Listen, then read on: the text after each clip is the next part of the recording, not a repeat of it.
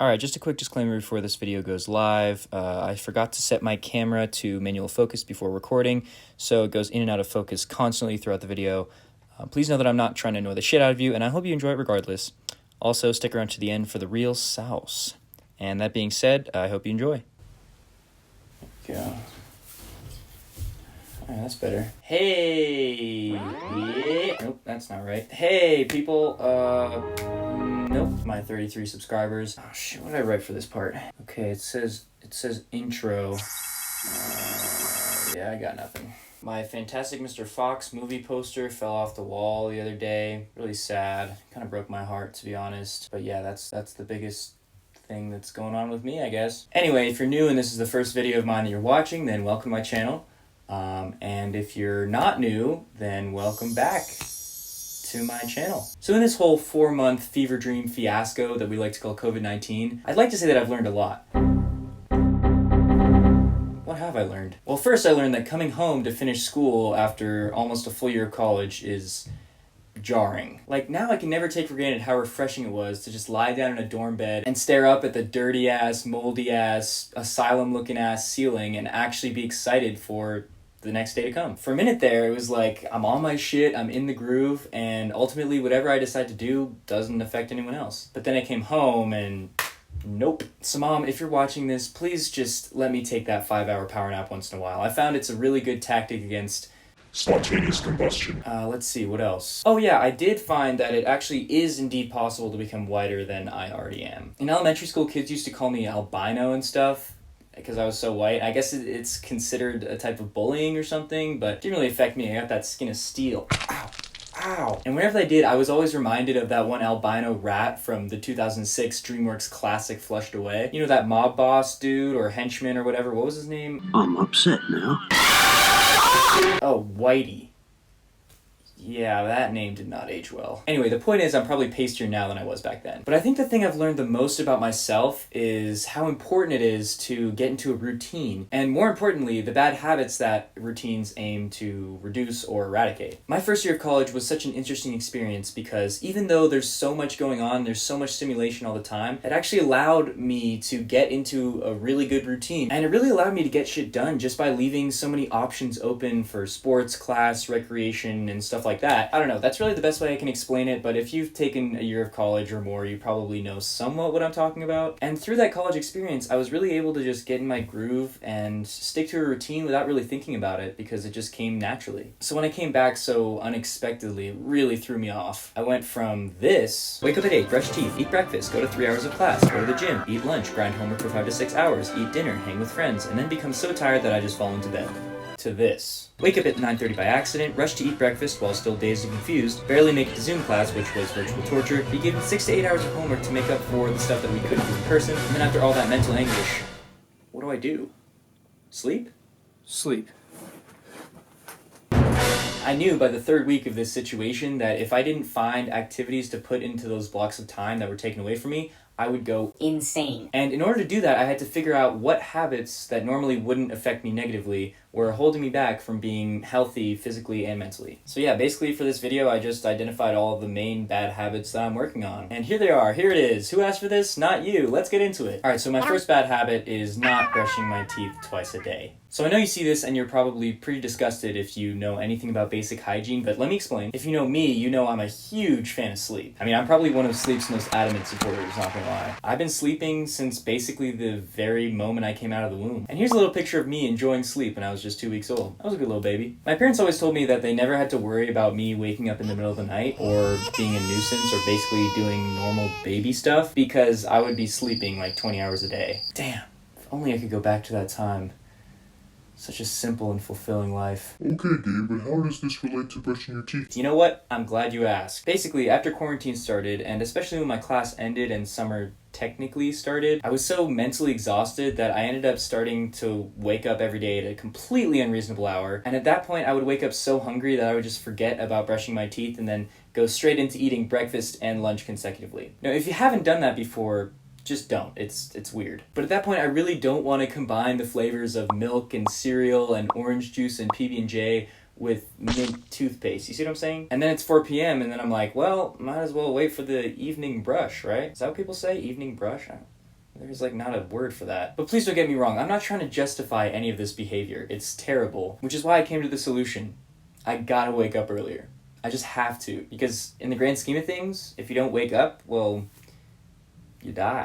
But brushing my teeth at least twice a day has definitely become a goal I want to crack, because hey, those pearly whites, they need some goddamn attention from time to time. God damn. I know that might not be very hashtag relatable for people, but hey, I mean, that's my first bad habit. There it is. I can't do basic hygiene. Alright, so the next one might just be early onset dementia, but I have a really bad habit of forgetting things in places and then not finding them for ridiculous amounts of time. Do you ever just walk into a bathroom and then forget why you're there, even though there could only be a very select few things that you could do in a bathroom? That's how I feel when my glasses, for some reason, disappear. Like, in my mind, there can't be that many places where it could have gone, right?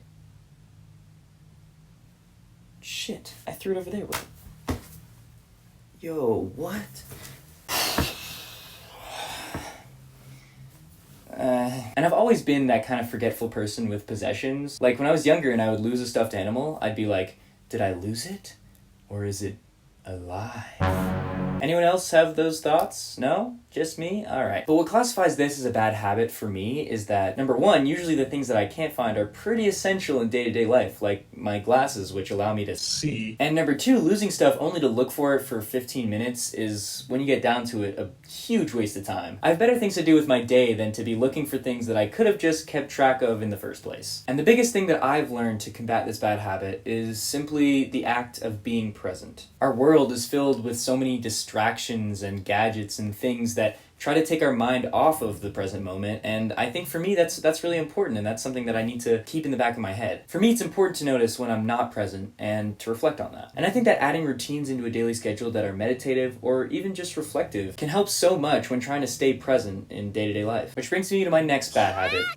Exercising, or I guess the lack thereof. Now, this isn't exactly what I would call a bad habit, because at this point exercise has been pretty solidly worked into my daily schedule. And if you're watching this and you don't know me very well, one thing that I have had to deal with since the start of college is chronic back pain. Chronic back pain. I did a lot of outdoor sports in high school, mostly for fun, so I never really did supplemental exercises alongside that, and I never really paid attention to the Colossal damage that was slowly destroying my back. When I got to college and I started sitting for 6 to 8 hours a day on these disgusting off-brand chairs that, I mean, I was gonna say they were meant for old people, but look at that shit, it doesn't even look human. And yeah, long story short, when I started sitting on those, shit slowly started to hit the fan. I was dealing with constant back pain in every class, and at a point I just kind of realized that I couldn't let it continue, like it was making me unhappy. But luckily for me, my mom works at a physical therapy clinic. Shout out, Mom, you're the best. And I was able to start having sessions that pretty much led to where I am now, basically pain-free. And the main reason that I'm now pain-free is because the PT gave me a very specific, very customized group of stretches that I would do before bed that basically stretch out my back and relax my muscles. But Gabe, how does this apply to exercise? Up.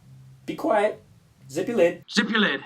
I'm getting there. Thanks to PT, I was given a group of custom exercises that I would have to basically do every day, as well as my stretches, to alleviate my back pain. And thanks to this, I became pretty much obligated to work out and stretch every single day. Because I realized that if I don't do these things, then at night I wouldn't be able to sleep as well because my back would hurt. And now you all know how much I love sleep, so couldn't pass up that opportunity. And furthermore, oh man, that word does not sound right unless it's like in a proper British accent. Furthermore.